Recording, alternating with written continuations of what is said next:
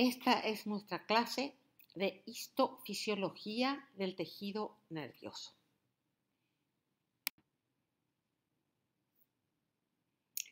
El sistema nervioso permite que el organismo responda a los cambios continuos de su medio externo e interno, además de controlar e integrar las actividades funcionales de los órganos y los sistemas. El sistema nervioso se divide desde el punto de vista anatómico en un sistema nervioso central constituido por el encéfalo y por la médula espinal, y en un sistema nervioso periférico constituido por ganglios nerviosos, nervios que pueden ser motores, sensitivos y mixtos, terminaciones nerviosas y órganos sensoriales. El sistema nervioso también se divide desde el punto de vista funcional en dos grupos. Sistema nervioso somático, que constituye la parte somática del sistema nervioso central y periférico, controla funciones que están bajo un control voluntario consciente y proporciona inervación motora y sensitiva a todas las partes del cuerpo, excepto músculo cardíaco y liso, glándulas y vísceras. El sistema nervioso autónomo está constituido por las partes autónomas del sistema nervioso central y periférico y provee inervación motora involuntaria eferente al músculo liso, al sistema de conducción cardíaca y a las glándulas, y provee además inervación aferente sensitiva desde las vísceras, dolor y reflejos autónomos. Tiene tres divisiones el sistema nervioso autónomo: la división simpática, parasimpática y entérica. ¿Cuáles son los componentes histológicos del sistema nervioso central y periférico? Componentes, por supuesto, que iremos estudiando uno por uno. Elementos nerviosos propiamente dichos o tales, que son las neuronas. Los elementos intersticiales o de sostén, dentro de los cuales están las células neuroglicas en el sistema nervioso central, las células de Schwann en el sistema nervioso periférico, las células satélite que están en los ganglios del sistema nervioso periférico y las células gliales entéricas que están en los ganglios de la pared del tubo digestivo. Aparte de eso, encontramos en el tejido nervioso central y periférico encontramos tejido conectivo, que constituye las envolturas del mismo. ¿Cuál es el origen embriológico del sistema nervioso? Es ectodérmico, tanto neuronas como neuroglias, excepto la microglia. Acá tenemos un esquemita que nos muestra el epitelio neural, ¿verdad? El neuroblasto, ¿verdad? El neuroblasto apolar, a la izquierda, fíjense. Este se diferencia en neuroblasto bipolar, en neuroblasto unipolar y en neurona multipolar. Un segundo camino es la diferenciación de la célula del epitelio neural hacia los glioblastos, que originan los astroblastos y los oligodendroblastos. Los astroblastos se diferencian en células llamadas astrocitos, que pueden ser de tipo protoplasmático y de tipo fibroso. Y también el glioblasto se diferencia en una célula llamada oligodendroblasto, que va a dar origen al oligodendrocito. Y un tercer camino de diferenciación de este epitelio neural es la diferenciación hacia el epitelio ependimario. Cada una de estas estructuras de estas células vamos a ir viendo en detalle. Ahora vamos a empezar a describir los elementos que conforman este tejido nervioso. En primer lugar tenemos a las neuronas, que son las unidades estructurales y funcionales del sistema nervioso. Hay como 10.000 millones de neuronas y su forma y su función tienen una relación estrecha. Esa función que se resume en recibir estímulos, traducirlos a señal o impulso nervioso, conducir el impulso y entregar el impulso. Se hallan en la sustancia gris y son células que no se dividen, aunque sabemos que existen en el encéfalo algunas pequeñas zonas donde se observan células madre que en determinado momento pueden diferenciarse a neuronas para reemplazar células que se hayan perdido. Fíjense en la imagen histológica de la derecha. Es un corte de la médula espinal. La flecha verde me está señalando la mitad para arriba. La flecha verde me está señalando la sustancia gris. Y la mitad de la imagen para abajo tiene una flecha de color celeste y me está señalando la sustancia blanca. En la sustancia gris que estamos viendo, muchas neuronas. La flecha naranja me está mostrando el cuerpo de la neurona con su núcleo y su nucleolo. Y las flechas amarillas me están mostrando las prolongaciones del cuerpo de estas neuronas, que son dendritas y axones, como vamos a ver enseguida. ¿Cuáles son los componentes funcionales de una neurona? El soma, el axón, las dendritas y las uniones sinápticas. Veamos nuestra imagen de la derecha. Tenemos el soma. El soma está señalado con una flecha de color celeste. ¿Ven? En el soma está el núcleo. Después tenemos una serie de ramificaciones que se llaman dendritas. Ahí están señaladas con la flecha verde. Fíjense que las dendritas son múltiples. Después tenemos una sola prolongación llamada axón. El axón es único. Está ahí señalado con la flecha roja. Y por último, las uniones sinápticas están señaladas con nuestra flecha amarilla ahí abajo. Empecemos a detallar estos componentes funcionales. Tenemos el cuerpo celular que se llama soma o pericardio y en el cuerpo celular se encuentra el núcleo. Ese cuerpo celular es el citoplasma de cualquier célula no nerviosa.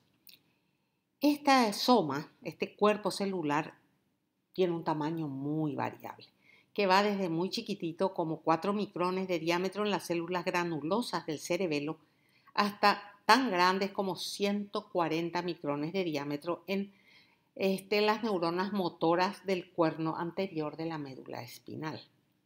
Su forma también es variada de este cuerpo neuronal. Puede ser esférica u ovoidea, piramidal o fusiforme, estrellado o poliédrica.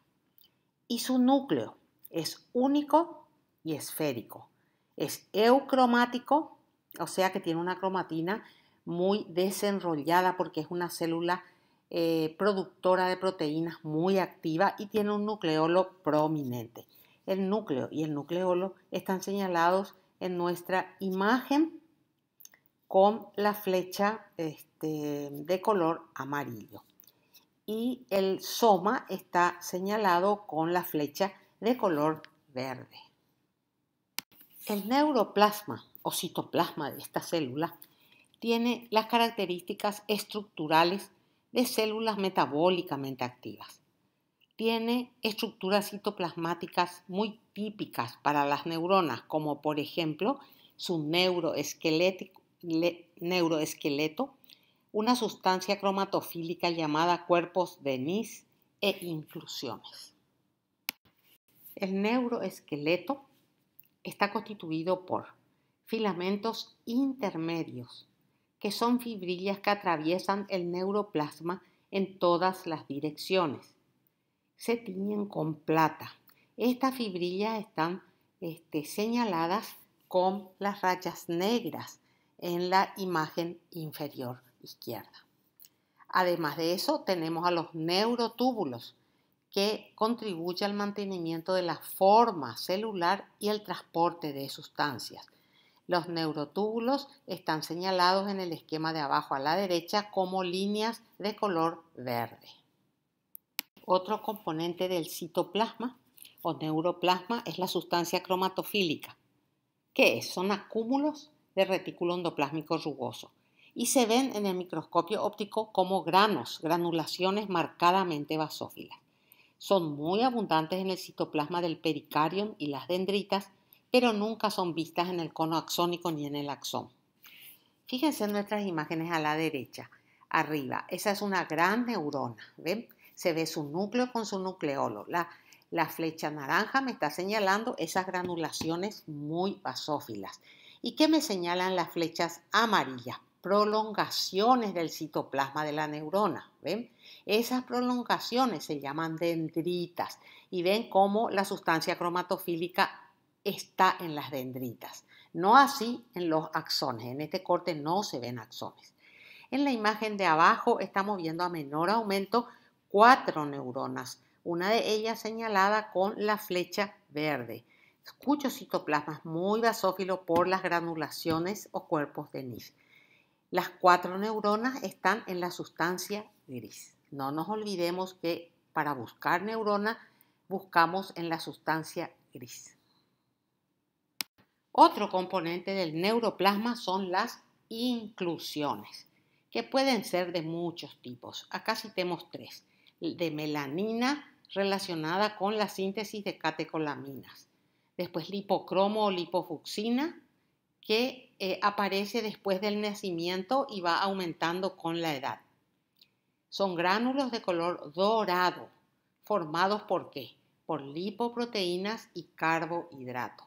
Además, tenemos inclusiones de lípidos y glucógeno, que son elementos metabólicos de reserva. Fíjense ustedes a la derecha, nosotros tenemos neuronas y esas neuronas están señaladas, fíjense, biceneuronas con las flechas negras. ¿Y qué tienen en su citoplasma? Melanina. Y abajo vemos 2 neuronas, fíjense, es un núcleo grande con una cromatina abierta, un nucleolo llamativo. ¿Y qué encontramos en su citoplasma? Lipofucsina. Hasta acá vimos todos los componentes del citoplasma o neuroplasma. Ahora vamos a ver las prolongaciones que tiene esta célula. Estuvimos viendo que tenía muchas prolongaciones. Estas prolongaciones son estructuras básicas de los nervios del sistema nervioso periférico y de los haces, cordones y tractos del sistema nervioso central. Son 2 clases, las llamadas dendritas y el axón o cilindro eje. Fíjense en el esquema a la derecha. Las dendritas son múltiples, ¿ven? Están señaladas, una de ellas está señalada con la flecha naranja. Son múltiples y cerca del soma son más gruesas y se van afinando hacia la periferia. El axón no es múltiple, es único y tiene un solo diámetro. Está señalado nuestro axón con la flecha verde. Las dendritas. Las dendritas son las receptoras del estímulo. Fíjense en el esquema de arriba, a la izquierda.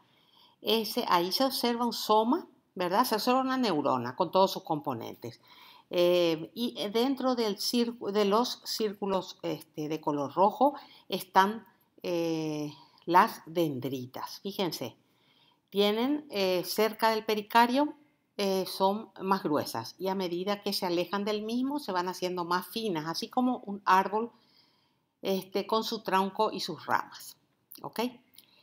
Esta zona de la neurona es la zona receptora de los estímulos. Generalmente son múltiples, una o varias prolongaciones relativamente cortas y muy ramificadas, que dan origen, como dijimos, comparando con el árbol, a ramas primarias, secundarias y terciarias. Son gruesas en su origen y adelgazadas en los extremos. No están cubiertas por melanina. Y en su superficie se observan unas irregularidades que se llaman espinas o gémulas dendríticas. Dentro de las dendritas encontramos las mismas organelas que en el pericardio, excepto el Golgi. No tiene Golgi. Fijémonos en nuestras imágenes. A la derecha arriba ven el enmarañado de dendritas.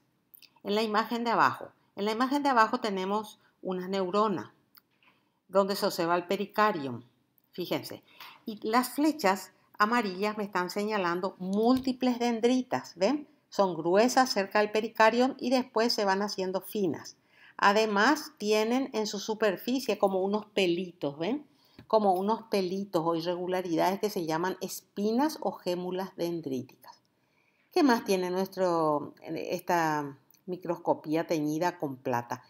Fíjense la flecha verde que me está señalando. Me está señalando una prolongación única, fina, lisa, del mismo diámetro en todo su trayecto. Ese es el axón, que siempre es único.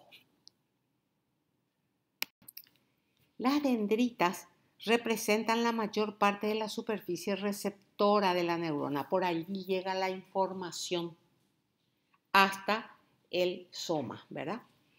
Entonces, imagínense que tenemos 200.000 contactos sinápticos en una sola célula de Purkinje, por ejemplo. Los estímulos recibidos a nivel de las dendritas pueden ser de tipo excitatorio o inhibitorio.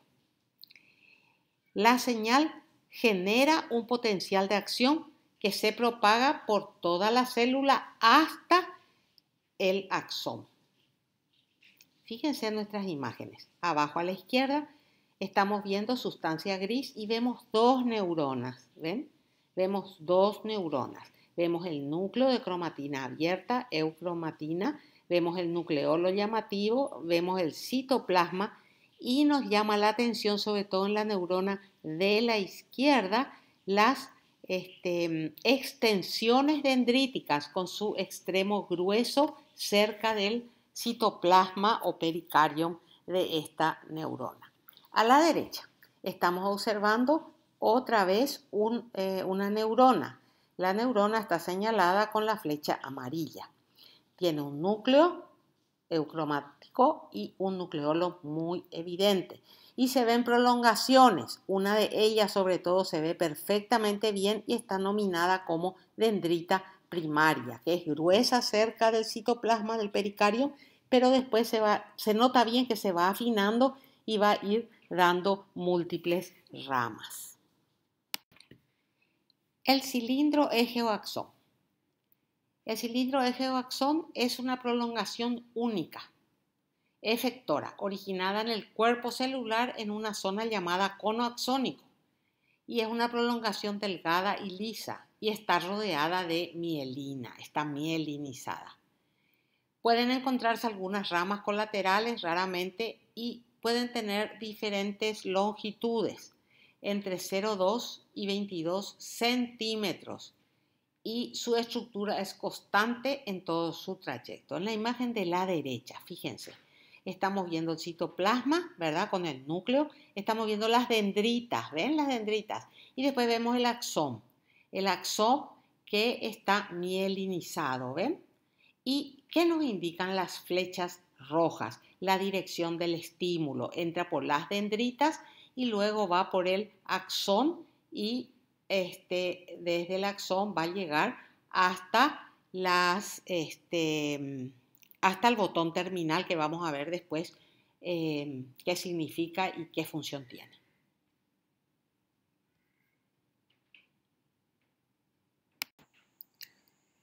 Este axón termina en una arborización llamada telodendrón. Fíjense, yo les marqué el telodendrón en el esquema de abajo con un círculo de color naranja. Eso se llama telodendrón. Y cada ramita termina en un extremo abultado que se llama botón terminal o botones sinápticos. Todo esto está cubierto, por supuesto, con membrana celular. En el axón no hay ni sustancia de Nys ni Golgi. Y el segmento inicial, que no tiene mielina y que se llama cono axónico, que está cerca del citoplasma, es el segmento desencadenante de espiga, donde se origina el potencial de acción. Miren ustedes nuestro esquema de abajo. Tenemos marcadas las dendritas, el núcleo, el cuerpo o soma. Tenemos el cono axónico, ¿ven? Ahí donde es el cono axónico, que es el segmento desencadenante de espiga, el origen, donde está el origen del potencial de acción.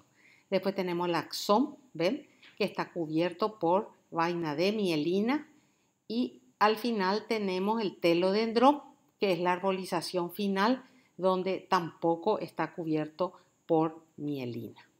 Entonces, las estructuras del axón, ¿dónde no tienen mielina? En el cono axónico y en el telodendrón. ¿Qué son las placas periaxoplásmicas? Son zonas dentro del axón donde se sintetizan proteínas y contienen todo el aparato, la maquinaria de traducción completa para la síntesis de proteína, abundante cantidad de polirribosomas, por ejemplo. ¿En qué parte de la neurona? En la parte distal, en el telodendrón, que está en nuestra imagen, en nuestro esquema de abajo, encerrada en un círculo de color naranja. Debido a que la actividad sintética de la neurona está preferentemente en el soma y que los productos deben ser transportados a regiones alejadas como los axones y las dendritas, existe una corriente continua de elementos que se trasladan por el interior del axón. Es lo que se llama el flujo axónico. El transporte axónico es muy importante. ¿Para qué? Para el permanente recambio de los componentes celulares de la neurona.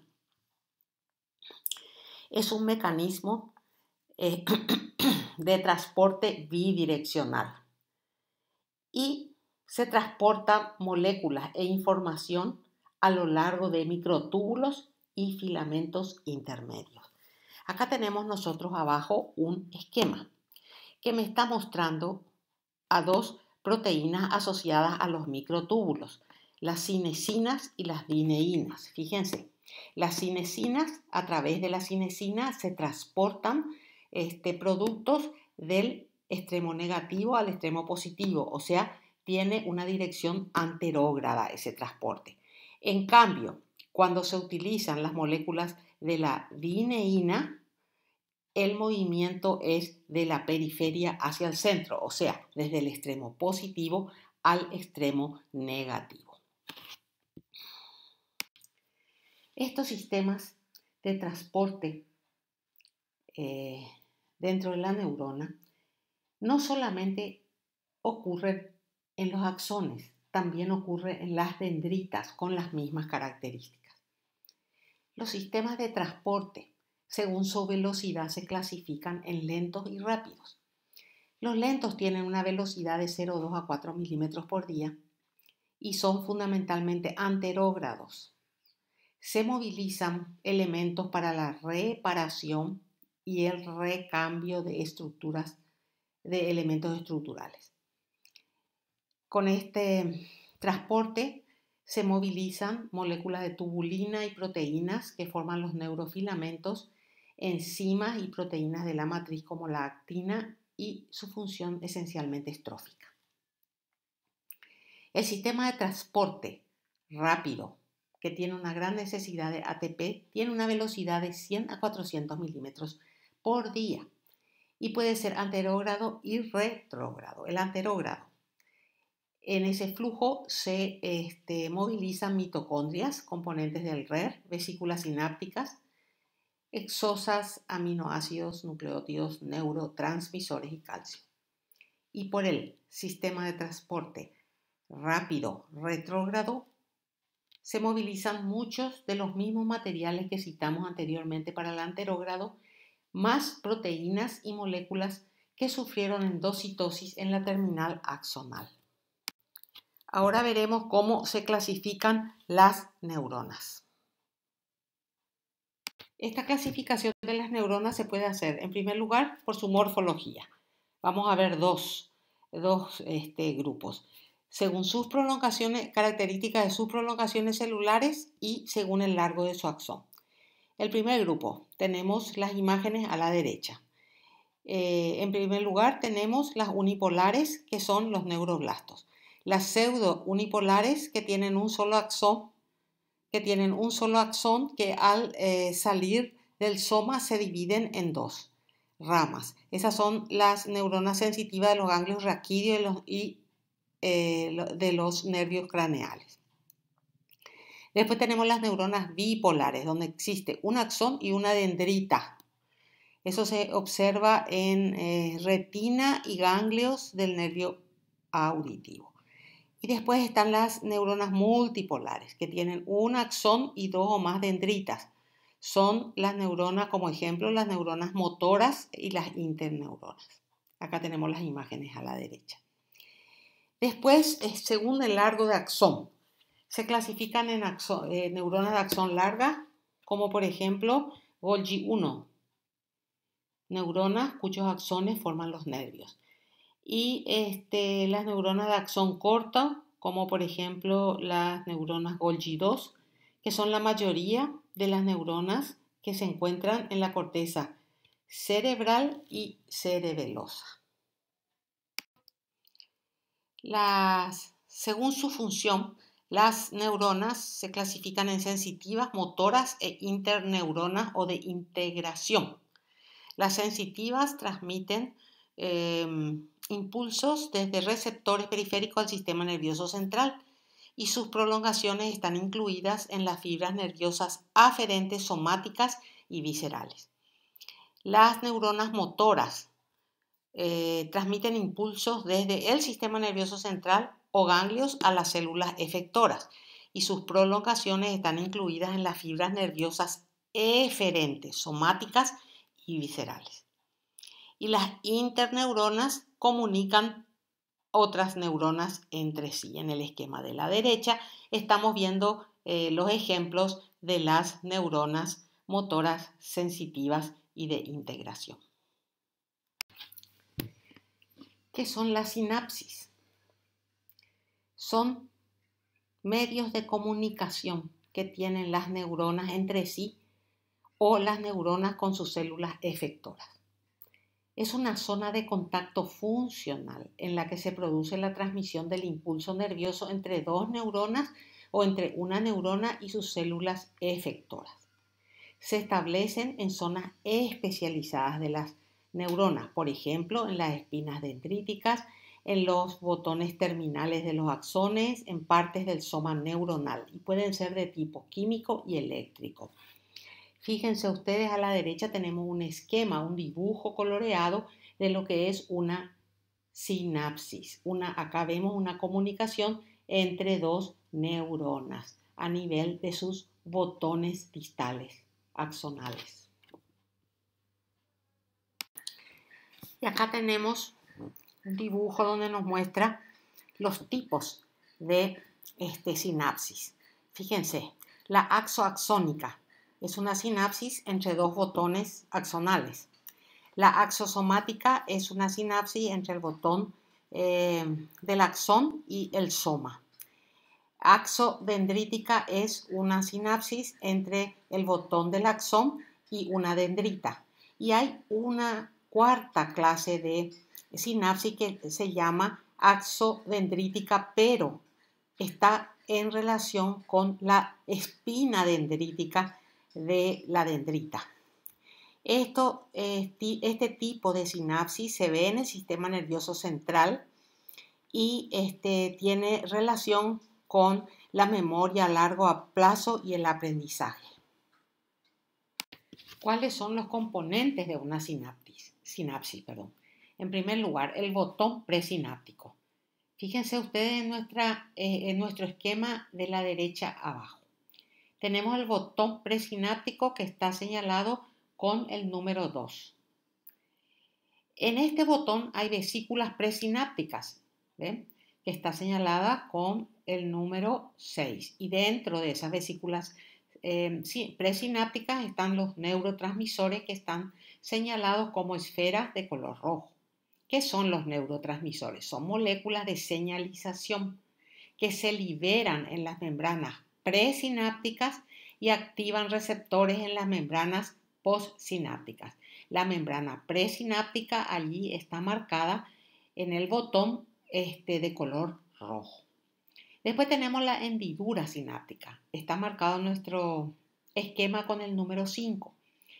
¿Qué encontramos en esa hendidura? Ese espacio que rodea el botón presináptico de la membrana posináptica. Encontramos dominios extracelulares de proteínas transmembranas, como integrinas y moléculas de adhesión de las células neurales. Y después tenemos la membrana posináptica, que está en nuestro esquema señalada con el número 3. Son sitios donde están los receptores que interactúan con los neurotransmisores que están viniendo del botón presináptico. En nuestro esquema, esos receptores están, uno de ellos por lo menos está marcado con el número 4.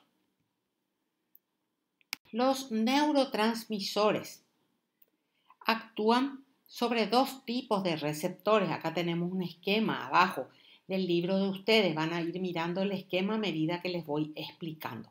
O sea, los neurotransmisores que están siendo eliminados del botón presináptico hacia la hendidura van a unirse, ¿verdad? Con dos tipos de receptores que están en la membrana posináptica.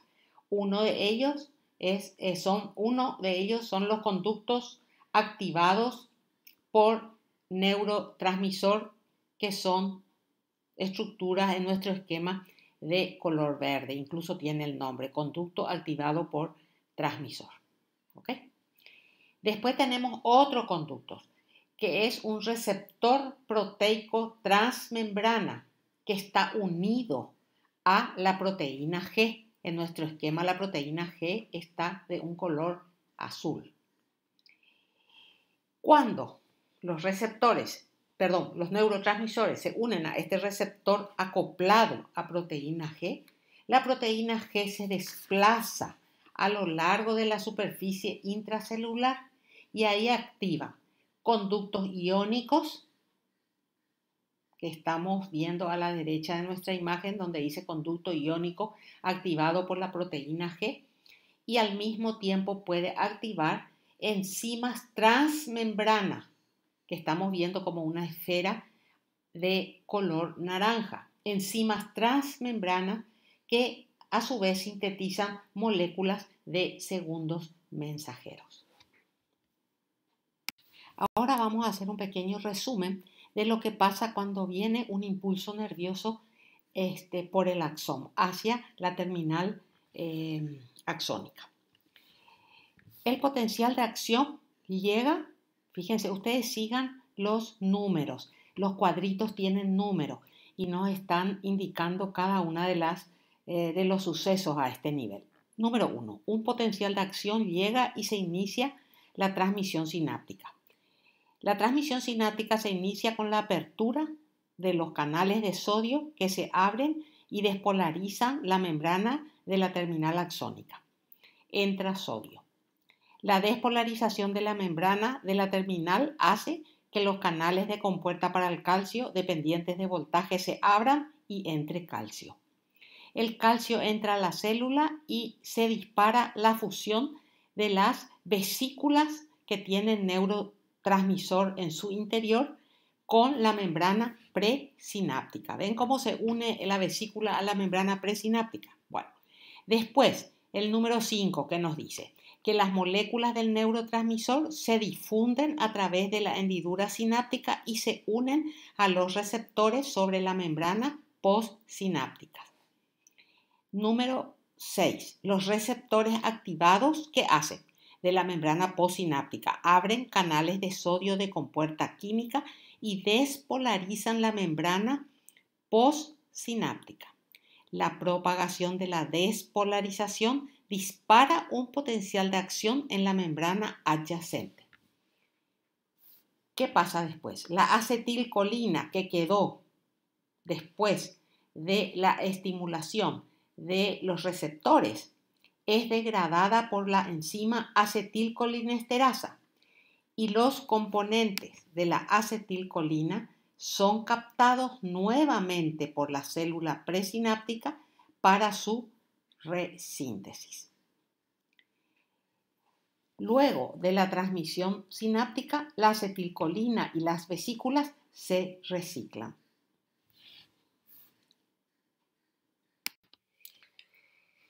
¿Qué es la densidad presináptica? es una zona donde hay acumulaciones densas de proteínas en el lado citoplasmático de la membrana presináptica. Y es precisamente en este lugar donde se acoplan las vesículas sinápticas para descargar el contenido de neurotransmisores que tienen en su luz hacia la hendidura sináptica. Las vesículas sinápticas miden entre 30 y 100 nanómetros y tienen dos mecanismos de liberación de sus neurotransmisores. En primer lugar, la fusión de vesículas con la membrana presináptica y en segundo lugar, la porocitosis.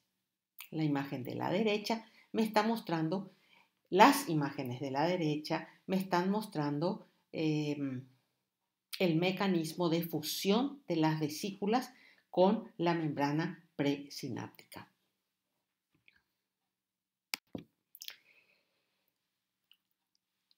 El otro mecanismo de liberación de los neurotransmisores se denomina porocitosis y está ejemplificado en un esquema que tenemos a la derecha.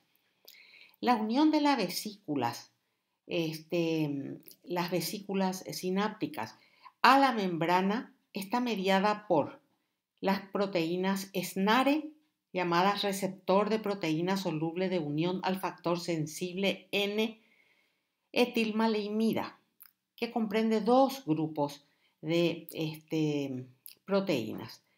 La T-SNARE, factor sensible a la N-maleimida, proteína específica de la membrana presináptica, y la B-SNARE, otra proteína específica de la membrana de la vesícula. Y además de eso tenemos otra proteína que es la sinaptotacmina, que es una proteína unida a la vesícula. Tanto el SNARE como la sinaptotacmina fijan la vesícula a las zonas activas dentro de la membrana presináptica. En el proceso de porocitosis se forma un poro transitorio de 1 nanómetro de diámetro, donde no hay fusión de la membrana vesicular con la membrana presináptica. Y para que ocurra eso se necesita la presencia de calcio. Entonces ahí ocurre una reorganización de las membranas vesiculares y celulares para la creación del poro transitorio. La transmisión sináptica puede ser excitadora cuando hay apertura de canales de sodio y se produce una despolarización de la membrana postsináptica. O puede ser una transmisión inhibidora, en ese caso hay apertura de los canales de cloro con una hiperpolarización de la membrana postsináptica. ¿Cómo se eliminan los neurotransmisores? Por recaptación de alta afinidad en vesículas por endocitosis o por enzimas asociadas en las membranas postsinápticas que degradan el 20% restante. Ejemplo de algunas de estas enzimas son la acetilcolinesterasa, la catecol o metiltransferasa y la monoaminoxidasa que degrada la adrenalina. Habiendo terminado las características fundamentales de las neuronas, vamos a pasar a estudiar algunas de las células de sostén del tejido nervioso. Abajo está un listado de ellas, las células de Schwann, las células satélites, estas dos del sistema nervioso periférico, y las células gliales encontradas en el sistema nervioso central. Las células de Schwann son células neurólogicas de origen ectodérmico. Producen la mielina. ¿Qué es la mielina? Es una capa que tiene abundantes lípidos y que rodea y aísla a los axones mielínicos. Esta mielina no se halla ni en el cono axónico ni en las arborizaciones terminales de las neuronas. Dan sostén y nutrición a las fibras amielínicas. colaboran con la limpieza de detritus en el sistema nervioso periférico, guían la reproliferación de los axones en el sistema nervioso periférico. Son células que están cubiertas por una lámina basal y tienen procesos citoplasmáticos que se interdigitan con las células de Schwann vecinas. A la derecha tenemos dos imágenes. La de arriba es un esquema coloreado que me está mostrando en el centro, señalada con la flecha amarilla, el axón en un corte transversal. Y rodeando al axón tenemos a la célula de Schwann, cuyo núcleo está señalado con la flecha roja. Esta célula de Schwann ha producido la vaina de mielina, que en nuestro esquema está marcada con la flecha verde, rodeando al axón. Fíjense que la célula además tiene una lámina basal. En la imagen de abajo estamos viendo muchas células de Schwann, cuyos límites celulares no son bien nítidos, pero sí podemos ver los núcleos alargados de cromatina fina.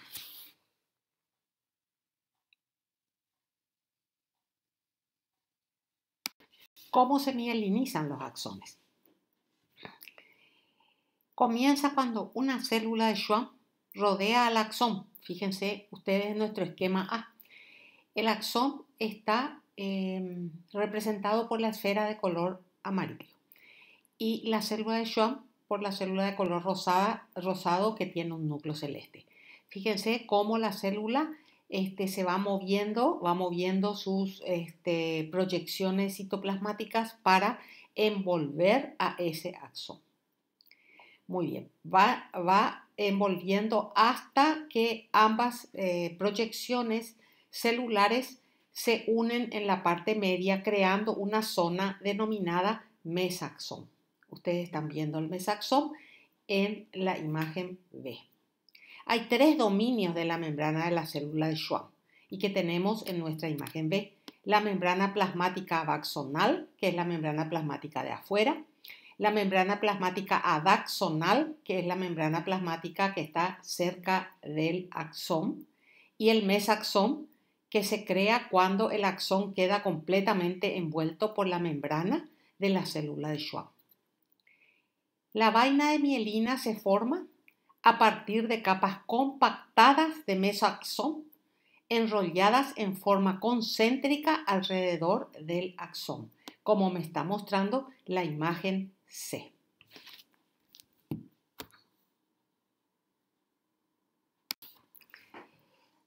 Al ir enrollándose el citoplasma que existe entre las membranas, se va compactando, quedando muy poca cantidad entre las membranas. Tenemos entonces el mesaxón externo, que es donde empezó nuestra mielinización y que nuestra imagen está señalada con la flecha verde. El mesaxón interno, que es un espacio intercelular estrecho entre las membranas del mesaxón y que se comunican con la membrana plasmática adaxonal. Ese mesaxón está señalado con la flecha, ese mesaxón interno está señalado con la flecha de color blanco. Además, vemos que hay un citoplasma que rodea a la mielina. Está teñido de rojo en nuestro esquema y tiene un núcleo. Y el citoplasma está señalado con una flecha de color azul. Ese se llama collarete citoplásmico externo de la célula de Schwann. Y hacia adentro, muy cerca del axón, encontramos otro collar de citoplasma de la célula de Schwann y se llama collarete citoplásmico interno y está rodeado por la membrana plasmática adaxonal. La flecha amarilla en el esquema 4 nos está indicando el collarete citoplásmico interno.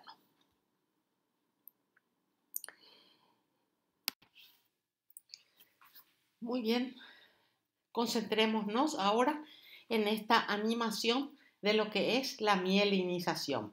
Lo que dice A es el axón y lo que está alrededor es la célula de Schwann con su núcleo. La compactación de la mielina, es decir, exprimir toda la cantidad de citoplasma que hay entre las membranas que se están enrollando, se realiza mediante proteínas transmembranas específicas de la mielina, como por ejemplo la proteína O de la compactación de la mielina, la proteína mielínica periférica 22 y la proteína básica de la mielina. Fíjense ustedes en el esquema que nosotros tenemos a la derecha. Ahí se ven las membranas y el citoplasma de las hojuelas que están envolviendo al axón. Vamos a ver que hay, fíjense las hojuelas internas que rodean a los citoplasmas. Son acercadas mediante los dominios intracitoplasmáticos de la proteína de compactación de la mielina y de la proteína básica de mielina que estamos viendo ahí de color verde y de color lila. Esa compactación, esa unión, ese acercamiento de esas membranas va a producir lo que se llama las líneas densas mayores, más oscuras y más anchas que vemos en la mielina. Ahí tenemos una flecha que me muestra la línea densa mayor.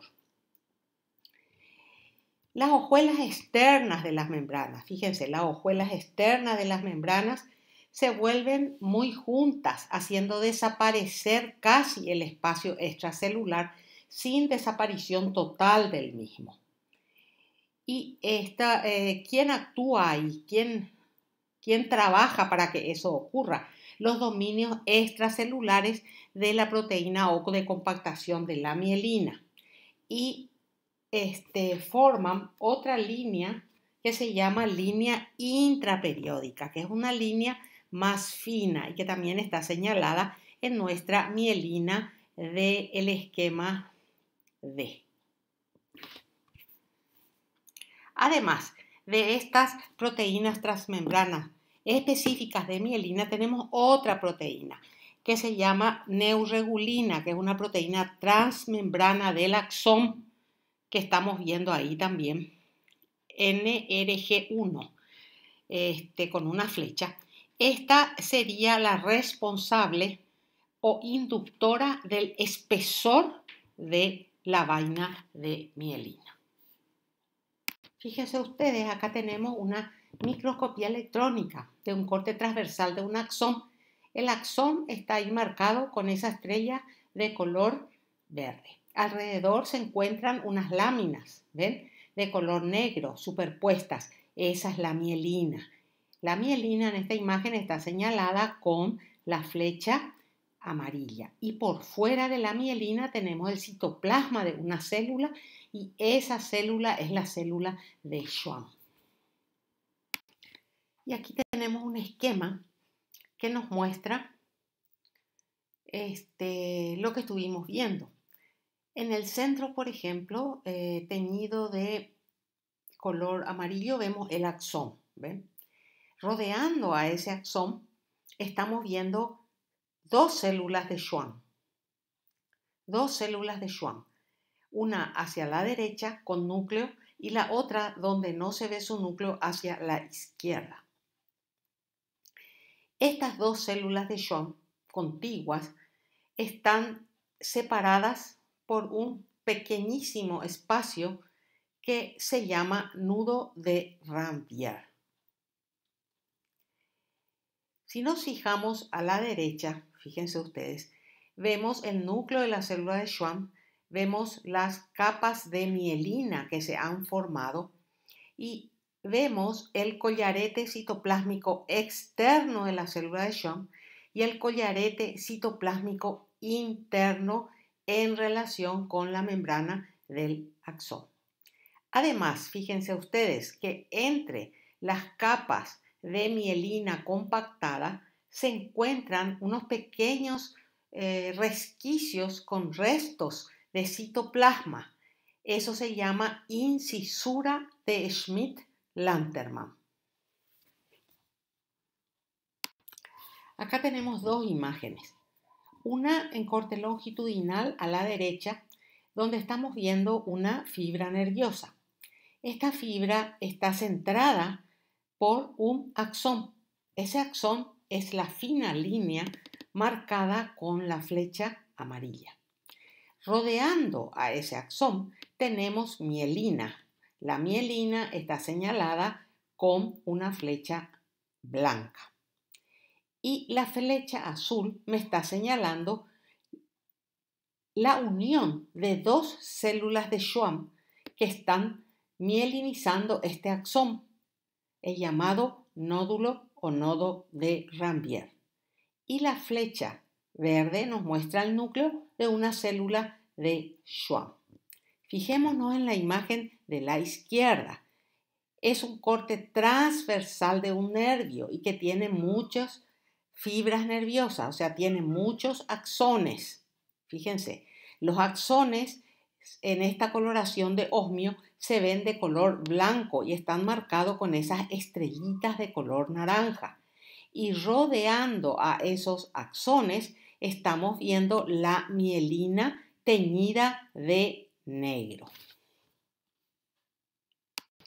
Acá tenemos en el centro un corte de un nervio mielinizado, un corte longitudinal. Fíjense ustedes que donde dice A, eso blanco, eso que no está coloreado, eso es el axón. El axón está rodeado por mielina, es todo lo teñido de color azul. Y llama la atención unas finas líneas también blanquecinas en medio de la mielina y que están marcadas con las letras SL. Esas son las incisuras de Schmidt-Lantermann. Estamos viendo también un nodo de Ranvier. A la izquierda la microscopía electrónica nos está mostrando mielina, una capa de mielina. Y a la derecha, a mayor aumento, vemos la capa de mielina y una zona donde hay una discontinuidad de la misma por el citoplasma de la célula de Schwann, lo que se llama incisuras de Schmidt-Lantermann. ¿Cuáles son las funciones de las células de Schwann y su vaina de mielina? Aumentar la velocidad del impulso nervioso, aislar el axón, la conducción saltatoria y además las células de Schwann limpian los detritus en el sistema nervioso periférico y guían la reproliferación de los axones periféricos. ¿Qué es un nervio periférico? Es un haz de fibras nerviosas que se mantienen juntas por tejido conjuntivo. Ese tejido conjuntivo tiene diversos nombres de acuerdo a su localización en un nervio. Endoneuro, perineuro y epineuro. Entonces, antes que nada tenemos que saber qué es una fibra nerviosa. Una fibra nerviosa es lo que estuvimos viendo recién. Un axón, la neurona, rodeado de su vaina de mielina y de la célula de Schwann. Esa es una fibra nerviosa. Y el conjunto de fibras nerviosas, todas juntas, unidas por tejido conjuntivo, eso es un nervio. A la derecha tenemos un esquema de nervio periférico. Fíjense. Vamos de lo más chico a lo más grande. Tenemos el axón. El axón de color coloreado de azul. Está rodeado por célula de Schwann. Entonces, ¿eso qué es? Una fibra nerviosa. Cada fibra nerviosa está rodeada por una pequeña cantidad de tejido conjuntivo que se llama endoneuro. Varias de esas fibras nerviosas forman un fascículo nervioso, ¿sí? Y están rodeadas por el perineuro o perineurio. Y varios fascículos, todos ellos rodeados por su perineurio, esos fascículos rodeados por el epineuro, que es la capa conjuntiva más externa, es un nervio. Acá tenemos tres cortes de nervios periféricos, dos de ellos cortes transversales y el tercero longitudinal. A la izquierda tenemos un corte transversal. Fíjense, ¿qué habíamos dicho? Que un nervio periférico era un conjunto de fibras nerviosas que se mantenían juntas por el tejido conjuntivo. Esas fibras nerviosas formaban fascículos, ¿se acuerdan que dijimos? Acá con las flechas verdes, con las estrellitas verdes estamos viendo fascículos. Son fascículos. ¿Y de qué están constituidos esos fascículos? De fibras nerviosas. El puntito que estamos viendo de color basófilo, rodeado de... el puntito es un axón y lo que le rodea de color claro, blanquecino, esa es la mielina. Entonces, ese fascículo está constituido por un montón de fibras nerviosas. Cada fascículo está rodeado por lo que llamamos perineuro. Y varios fascículos están unidos por otro tejido conjuntivo que se llama epineuro. A la derecha arriba podemos ver un fascículo. Ese fascículo está rodeado por el perineuro y varios fascículos se rodean por el epineuro. Fíjense, en el epineuro hay vasos sanguíneos. ¿Qué más estamos viendo? Un corte de nervio, sección longitudinal, donde podemos ver muchos núcleos. Esos núcleos corresponden a las células de Schwann. Vayamos a mirar las fibras nerviosas en corte transversal y a mayor aumento para entender mejor. Fíjense, la imagen de la izquierda. ¿Qué tenemos? Estamos viendo un fascículo. ¿De qué estaba constituido el fascículo? Estaba constituido de fibras nerviosas. ¿Y la fibra de qué estaba constituida? De un axón rodeado de mielina. Muy bien, fíjense, los axones son los puntitos acidofílicos y están rodeados de mielina, que es esa capa clara que les rodea. ¿Ok? Hay muchísimas fibras nerviosas. Muchísimas fibras nerviosas.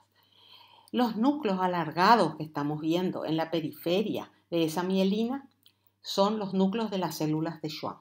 Y rodeando a cada fibra nerviosa hay un escasísimo, casi imperceptible tejido conjuntivo que se llama endoneuro. Este conjunto de axones forma, como dijimos, un fascículo nervioso. Y ese fascículo nervioso está rodeado por otro tejido conjuntivo que se llama perineuro. Y lo vemos a la derecha. Fíjense, a la derecha, PN dice, ese es el perineuro. Y el epineuro va a ser el tejido conjuntivo denso que rodea a todo un nervio periférico, o sea, a muchos fascículos, une a los fascículos entre sí. Fíjense ustedes que bien se ven en esta imagen de la derecha los axones y rodeando a los axones la mielina, los núcleos de las células de Schwann. Se observa perfectamente bien.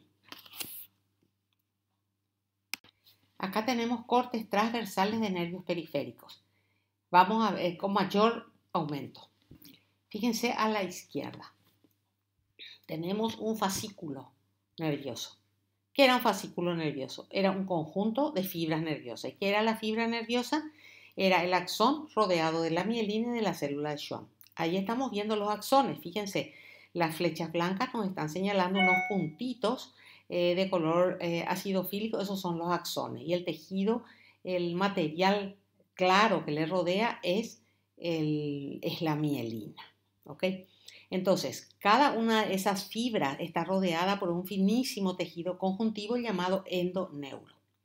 Ese conjunto de fibras nerviosas forma lo que se llama el fascículo nervioso. El fascículo nervioso está rodeado por el perineuro y eso lo estamos viendo en la imagen de la derecha como PN. Ese es el perineuro. Y varios fascículos nerviosos están unidos entre sí por el epineuro, que es el tejido conjuntivo denso que rodea a todo un nervio periférico. En esta imagen hermosa se ven los axones, se ve la mielina marcada como M y la flecha naranja me está mostrando el núcleo de una célula de Schwann. Y acá tenemos un corte transversal de un nervio a mayor aumento, fíjense. Estamos viendo señalado con la flecha roja el perineuro. Después vemos muchas fibras nerviosas, ¿verdad? Esas fibras nerviosas están centradas por el axón. Uno de esos axones está señalado con la flecha celeste. Rodeando al axón encontramos la mielina. Una de esas zonas de mielina está señalada con la flecha amarilla. ¿Qué más estamos viendo? Estamos viendo el tejido conjuntivo que está entre las fibras nerviosas. Eso se llama endoneuro y está señalado con una flecha verde. Y por último, la flecha naranja nos está mostrando el núcleo de una célula de Schwann. ¿Qué es el perineuro? Es la barrera hematoneural. Está constituido por capas de células aplanadas con lámina basal externa. Estas células son contráctiles y tienen filamentos de actina y están unidas por uniones estrechas. Producen fibrillas colágenas y su función es protectora. Poseen receptores, transportadores y enzimas que mantienen el transporte activo a través de su citoplasma, de fuera hacia adentro y de dentro hacia afuera. Fíjense nuestra imagen de la derecha. Tenemos el perineuro señalado con la flecha naranja. Ven las células aplanadas y muy juntas entre sí. A la izquierda tenemos las fibras nerviosas. En esas fibras nerviosas estamos viendo el axón en el medio y rodeando al axón como una línea gruesa oscura de color azul a la mielina. Entre las fibras nerviosas tenemos el endoneuro.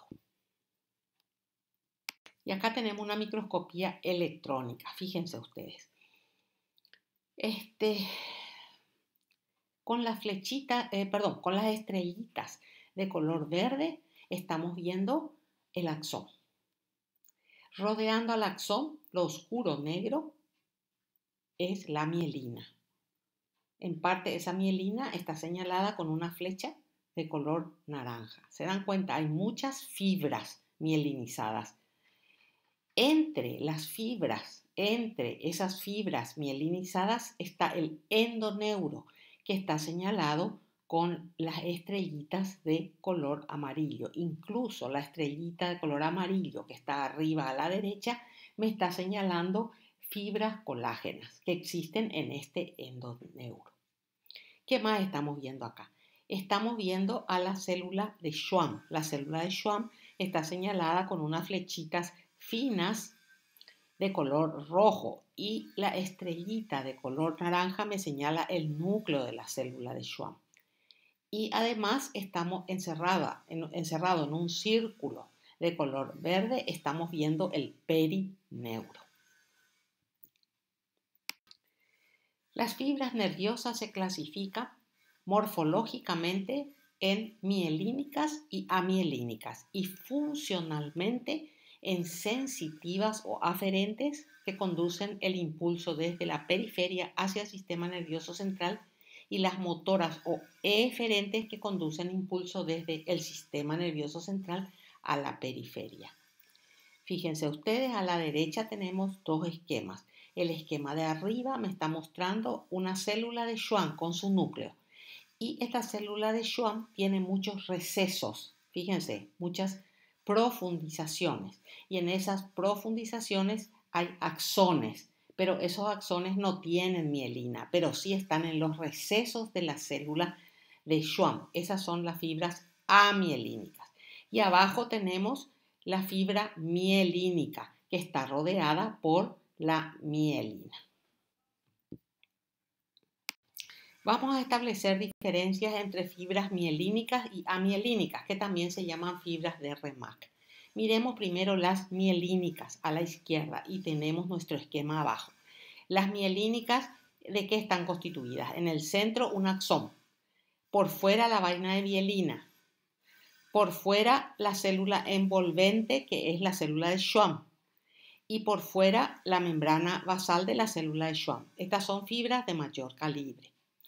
A la derecha tenemos las fibras amielínicas. Son fibras más delgadas, se encuentran en el sistema nervioso periférico y están conformadas por el axón, las células de Schwann que envuelven los axones y la lámina basal. Ven que no tienen mielina.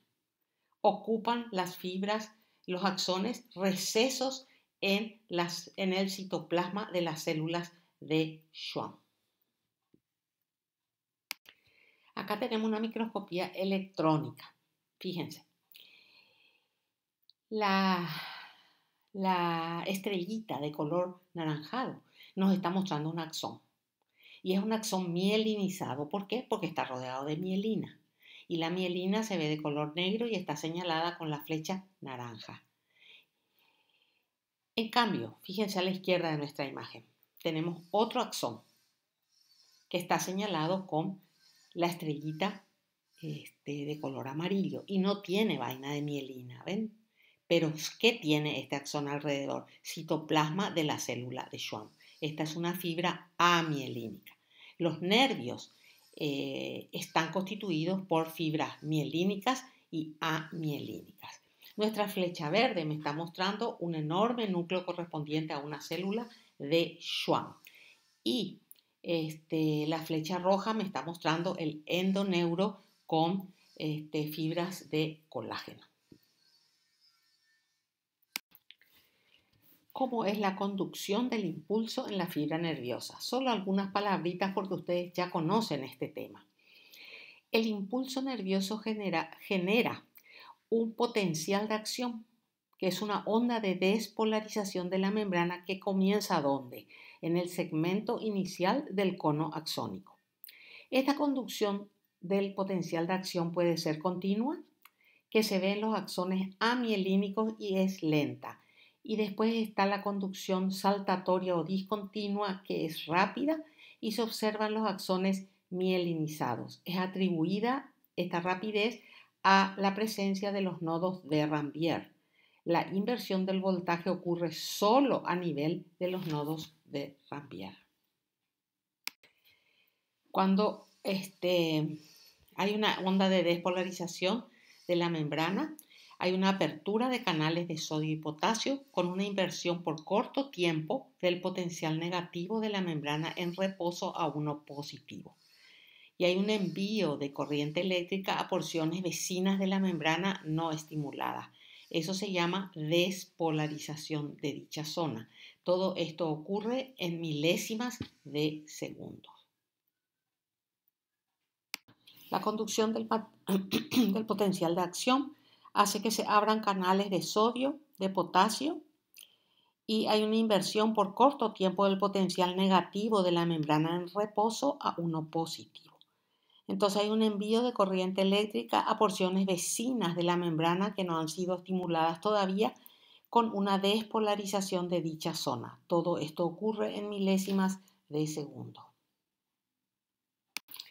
¿Qué son los ganglios nerviosos? Son estructuras que contienen somas neuronales y fibras nerviosas entrantes y salientes.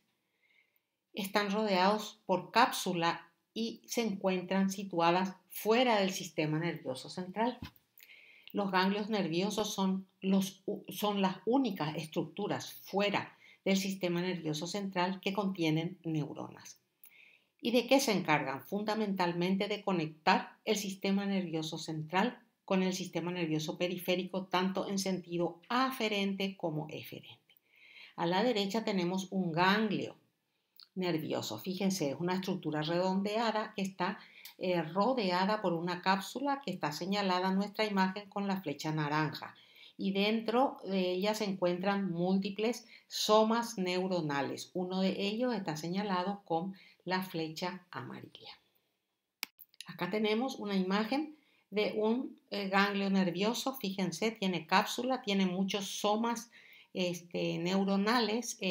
Dos de ellos están señalados con la flecha amarilla y se observa la entrada o salida, no sé si es aferente o eferente, de un nervio en el ganglio nervioso. Este nervio está en corte longitudinal y se halla señalado con la flecha blanca.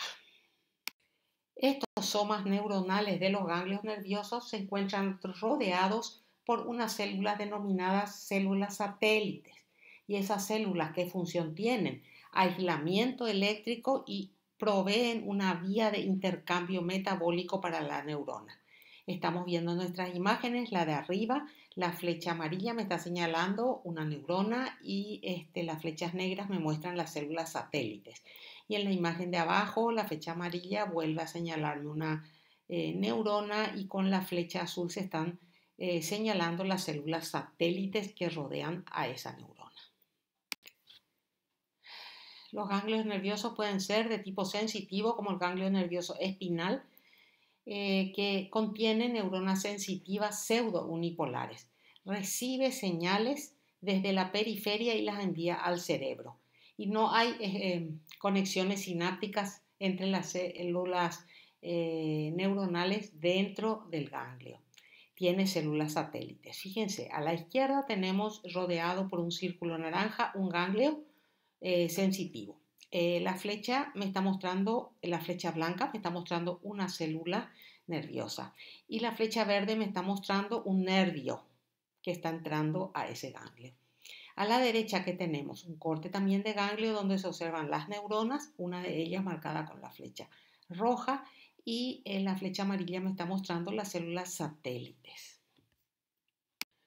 Otro tipo de ganglio que tenemos es el ganglio nervioso autónomo simpático. Es esencialmente a la histología muy similar al sensitivo, pero en sus características más íntimas vemos que tienen neuronas multipolares, tienen conexiones sinápticas dentro del ganglio, cosa que no pasaba con el sensitivo.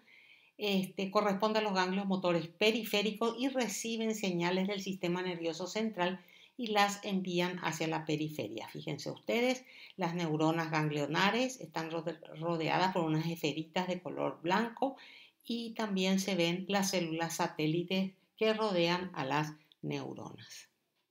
Tenemos otro ganglio nervioso autónomo que es el entérico, que es de la división parasimpática. Estas en realidad no forman una estructura organoide, sino más bien son acúmulos de neuronas en ciertas partes de la pared de los órganos. Acá, por ejemplo, tenemos dos cortes de intestino donde vemos acúmulos de neuronas y ellas también están rodeadas de células satélites. Esto se llama plexo de Auerbach y se encuentra entre las capas de músculo liso de la pared intestinal.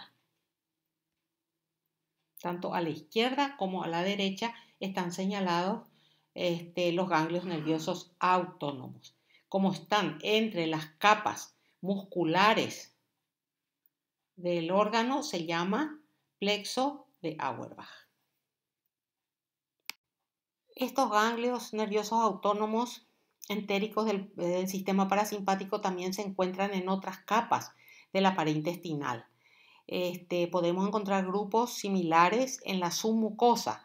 Acá estamos viendo en la imagen de la izquierda lo que estoy diciendo. En la submucosa, acúmulos de células nerviosas, o sea, de neuronas ganglionares, conformando un plexo de Meissner. En esta localización, estos grupos se llaman plexo de Meissner. Y las neuronas también en estas localizaciones están rodeadas por células satélites. A la derecha, un mayor aumento de un plexo de Auerbach, que está entre las capas musculares del intestino. Se observa rodeando el plexo unas esferas de color blanquecino y además se observan células satélites que están rodeando a las neuronas de dicho plexo. Y ahora nos queda ver algo sobre las células gliales del sistema nervioso central. Los astrocitos vamos a ver en primer lugar. Los astrocitos, como nos muestra ahí nuestro esquema, son células bastante grandes y que tienen muchas prolongaciones citoplasmáticas dicotomizadas. Y podemos encontrar dos tipos de astrocitos, los fibrosos que están en la sustancia blanca y los protoplasmáticos que están en la sustancia gris. Los astrocitos son las células gliales más grandes. Tienen un citoplasma con filamentos intermedios constituidos por la proteína ácida fibrilar glial. Están relacionados por nexos y son células que sustentan y modulan actividades de las neuronas. Fíjense ustedes en la imagen de la izquierda, en un corte del sistema nervioso central teñido con hematoxilina y eosina. No podemos ver las prolongaciones de estas células, de su citoplasma, solamente podemos identificar los núcleos. Hay dos núcleos señalados con flecha azul. Son núcleos grandes, redondeados u ovales y que presentan una cromatina fina regularmente dispuesta. Estos son astrocitos. Con coloraciones especiales como las coloraciones de plata sí podemos ver todas sus prolongaciones citoplasmáticas, como estamos viendo por ejemplo en las imágenes de la derecha. Arriba vemos los astrocitos protoplasmáticos que tienen mucha cantidad de prolongaciones muy dicotomizadas y abajo tenemos a los astrocitos fibrosos que tienen menos dicotomizaciones, menos proyecciones citoplasmáticas y las mismas son más rectas. Estas células tienen en sus extremos de las evaginaciones citoplasmáticas unas dilataciones llamadas procesos pediculares o pies terminales y que están en contacto con vasos sanguíneos, con neuronas fuera de las zonas de sinapsis y con la pía madre formando la membrana limitante glial externa. Fíjense ustedes en el esquema que tenemos a la izquierda, abajo. Vemos las células astrocitarias en un color rosado claro con múltiples pies terminales que están en relación con la pía madre, están en relación también con las células ependimarias, con la pared de los vasos sanguíneos y con las neuronas. Se observa una neurona grande en el medio. A la derecha, arriba, estamos viendo dos astrocitos con sus prolongaciones y sus pies terminales que hacen relación, estos últimos, con vaso sanguíneo y con una neurona. Y en la imagen de abajo vemos en azul un astrocito con su pie terminal sobre un vaso sanguíneo señalado con la flecha de color naranja. Acá tenemos un corte del sistema nervioso central con coloración especial que nos permite ver a los astrocitos con ese citoplasma de color rojo marrón y sus prolongaciones citoplasmáticas. Vemos que una de ellas está en estrecha relación con un vaso sanguíneo que está marcado con la estrella de color naranja. Las funciones de los astrocitos son formar una barrera de impermeabilidad relativa llamada membrana limitante glial, mantener las uniones estrechas de los capilares formando la barrera hematoencefálica, cubrir las regiones desnudas de los axones mielínicos, eliminar los excesos de neurotransmisores que se hallan en la hendidura sináptica y crear un movimiento de metabolitos y desechos desde y hacia las neuronas. En los esquemas de abajo estamos viendo los pies de los astrocitos en relación con un vaso sanguíneo hacia la izquierda y en la imagen de la derecha en relación con el axón de una neurona. Otra función es la modulación de la actividad sináptica. Los astrocitos secretan glutamina y envían al botón presináptico. Y a partir de la glutamina en el botón presináptico se forma glutamato y se libera al espacio sináptico. ¿Para qué sirve el glutamato? Para aumentar la eficacia de la conducción nerviosa.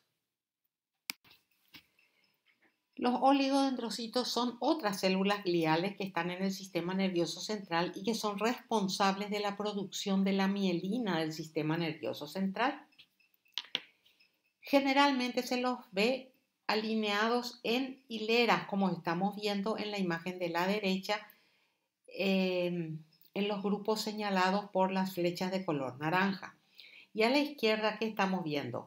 Estamos viendo en el esquema de la izquierda vemos un oligodendrocito que emite varias prolongaciones en forma de lengüeta para mielinizar varios axones al mismo tiempo.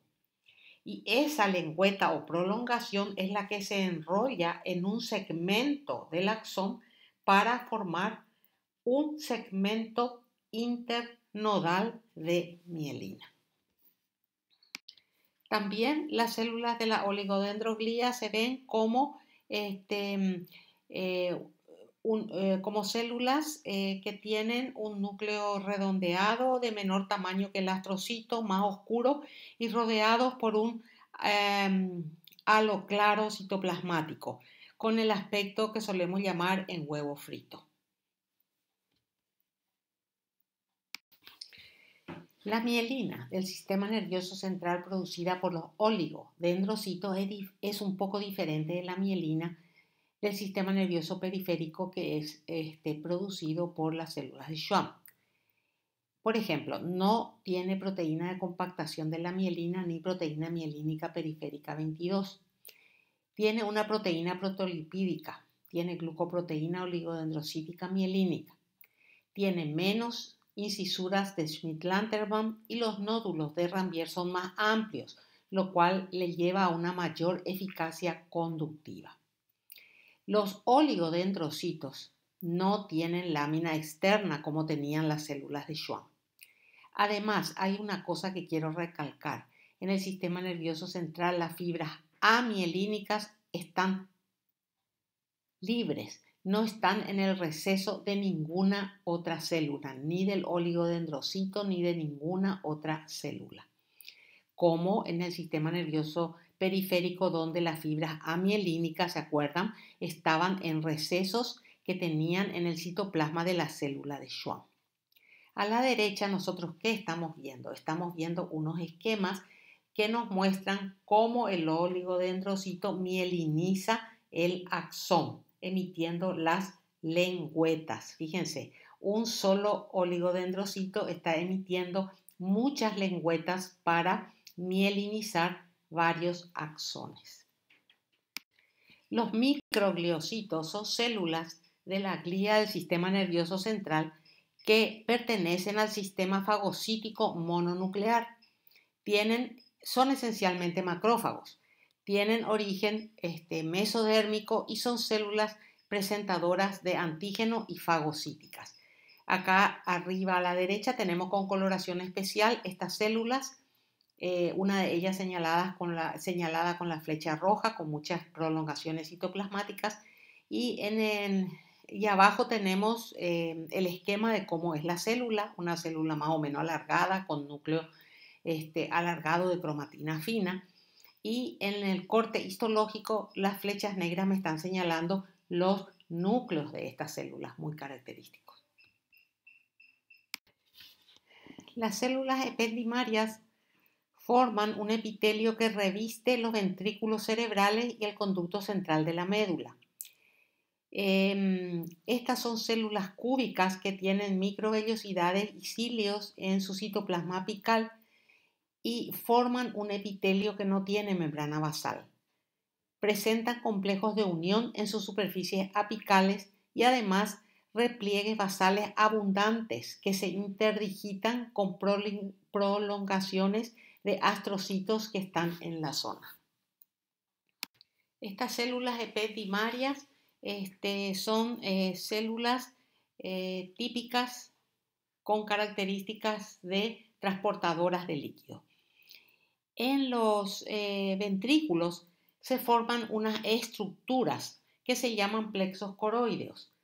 ¿Qué son los plexos coroideos? Son estructuras digitiformes ramificadas que están constituidas por un centro conjuntivo donde hay muchos vasos sanguíneos y todo ello tapizado por una capa de células ependimarias. Fíjense ustedes en nuestra histología que tenemos abajo de un ventrículo, vemos que el ventrículo está tapizado por el epitelio ependimario. Y dentro del ventrículo tenemos el plexo coroide. Fíjense el tejido conjuntivo con los vasos y todo el plexo coroide tapizado por un epitelio que es el mismo o muy similar del epitelio ependimario. Los plexos coroideos son una modificación del revestimiento ependimario para producir líquido cefalorraquídeo por secreción y transporte de materiales derivados de las asas capilares contiguas.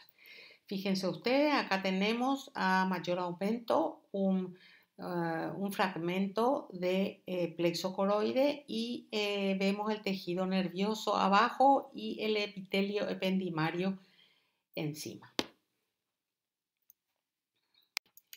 En el piso del tercer ventrículo y en otros lugares solemos encontrar entre las células ependimarias unas células que se llaman tanicitos, que son células especializadas en el transporte de sustancias desde el líquido cefalorraquídeo a los vasos sanguíneos que están por debajo. Estos tanicitos son sensibles a la concentración de glucosa. Por lo tanto, podrían intervenir en la detección y respuesta a los cambios en el equilibrio de la energía, así como en la monitorización de otros metabolitos en circulación en el líquido cefalorraquídeo. Fíjense ustedes, en nuestra imagen de la izquierda, en nuestro esquema, estamos viendo un pie terminal del tanicito hacia un vaso sanguíneo y vemos que en su superficie no tienen cilios, carece de cilios preferentemente. A la derecha estamos viendo una microscopía electrónica de una célula ependimaria, donde en su superficie apical se observan microvellosidades y cilios. Y con esto hemos terminado nuestra clase teórica de tejido nervioso. Muchas gracias.